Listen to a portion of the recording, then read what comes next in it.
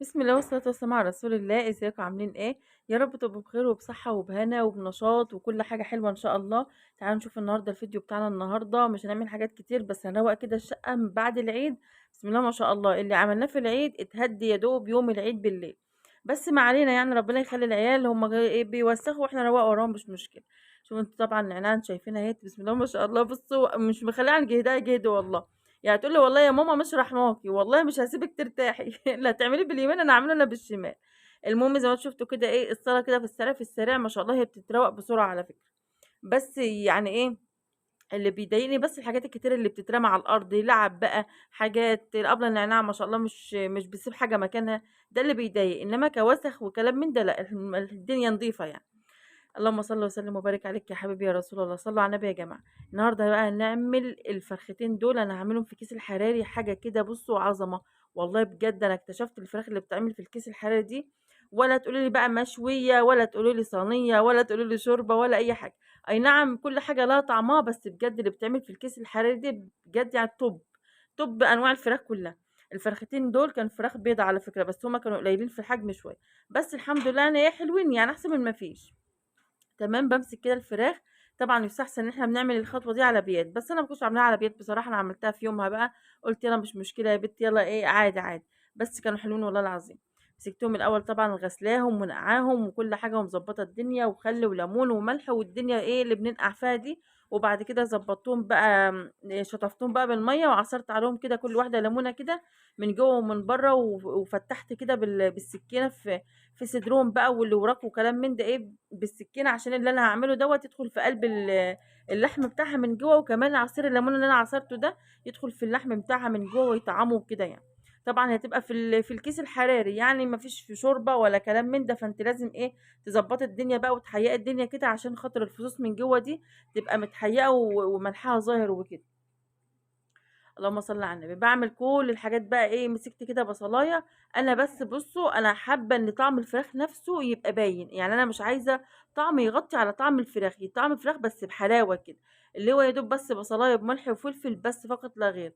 ممكن تحطي إيه بقى، شوية بهارات لحمة اللي هُم ال7 بهارات يعني، أو مثلًا شوية اللهم صل على النبي، قرفة على جنزبيل، كده يعني، إنما حاجات كتير لأ، أنا مش حابة كده بصراحة. وبامسك بقى الخلطة اللي أنا باعملها دي، وبادعك بقى الفراخ بيها من جوّه ومن برّه ومن تحت الجلد كده وبين اللي وراك، وفي الحتت اللي أنا مفتحاها بالسكينة، وبُصّوا بقى إيه ادّي له ادّي يعني فاهمين يعني. اللهم صل على النبي. ما تسيبوش حتّة في الفرخة إلّا لمّا التتبيلة دي توصل لها. خلاص، من تحت الجلد طبعًا لازم، وندخّل كده من بين الفصوص كده على قد ما نقدر كده نعملها. تمام أهو.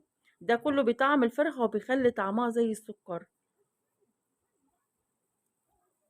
اللهم صل على النبي. نستعيذ بالله كده يا جماعة من الشيطان الرجيم، ونصلي على النبي كتير وأي حاجة معطلانا، أي حاجة مضايقانا، أي حاجة جاية على نفسيتنا، يعني إيه نستعين بذكر النبي وبذكر الله وصلاة على النبي وكلام من ده، يعني أنا أوصيكم وباوصي نفسي بصراحة. وهي من أكتر الحاجات اللي بتضايقنا في الدنيا دي. بصراحة يعني إيه الحمد لله ما نتوصاش يعني. اللهم صل على النبي. جبت بقى الكيس الحراري أهو. وجِبت صينية اللي أنا هاحُط فيها، باحُط طبعًا الأول في الكيس كده شوية دقيق، أي نعم أنا مش عارفة ليه، بس أنا عامةً شُفتهم بيعملوا كده فأنا باعمل زيّهم.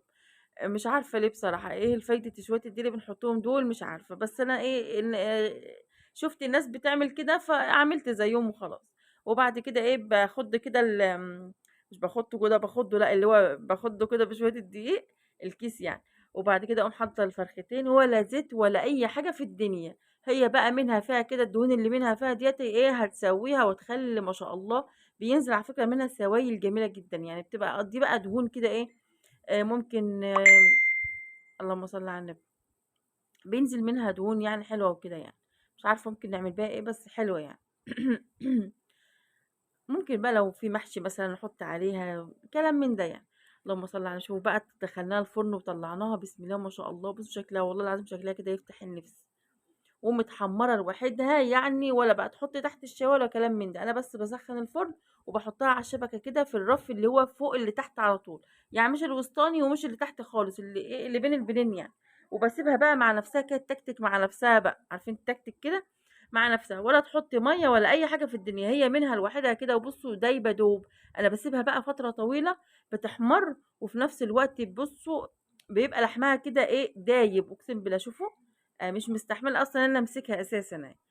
وشوف الحمار بتاعها عسل عسل عسل. اهو بقى ده كده اكلنا كده في الاخر.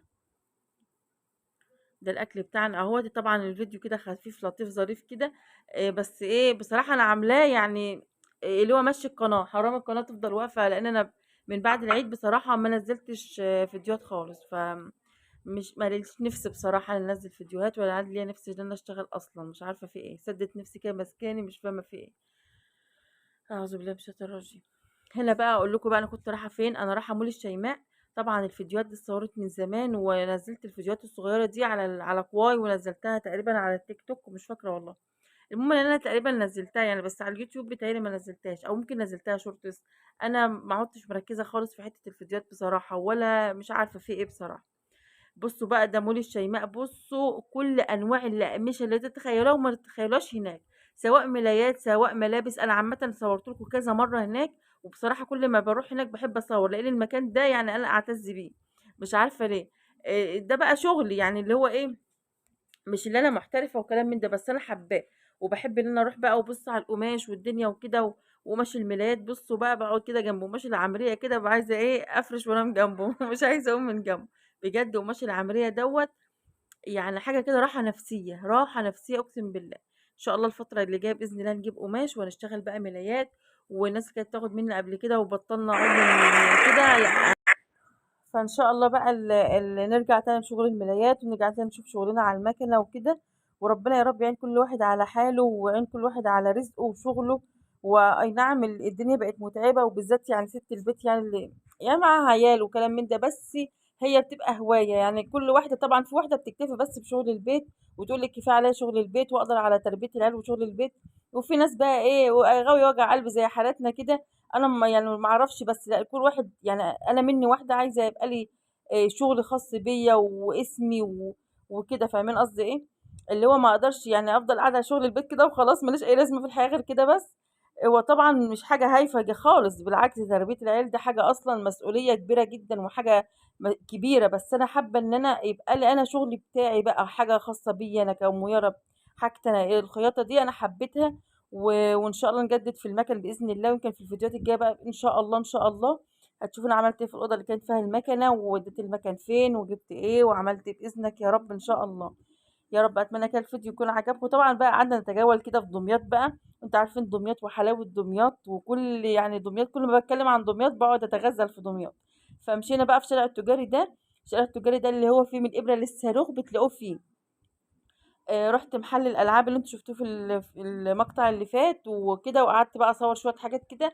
وبعد كده ايه رحنا عشان نركب بقى عشان نروح وكده. فلقيت ايه، احنا كنا كده كده فايتين من سوق السمك اللي انتوا شايفينه دوت، او في ناس بتقول على القنطره. مش عارفه، انا اول مره اسمع كلمه القنطره دي. فقلت والله انا مصوره بقى ايه على السريع كده على السريع. طبعا ما كنتش بركز قوي على الحاجات، لان كنت راكبه العربيه وكده. يعني ايه ما كنتش معايا شيل وقماش وحاجات، فانا ما كنتش عارفه ان انا انزل اصور وكلام من ده، لا مش هينفع خالص.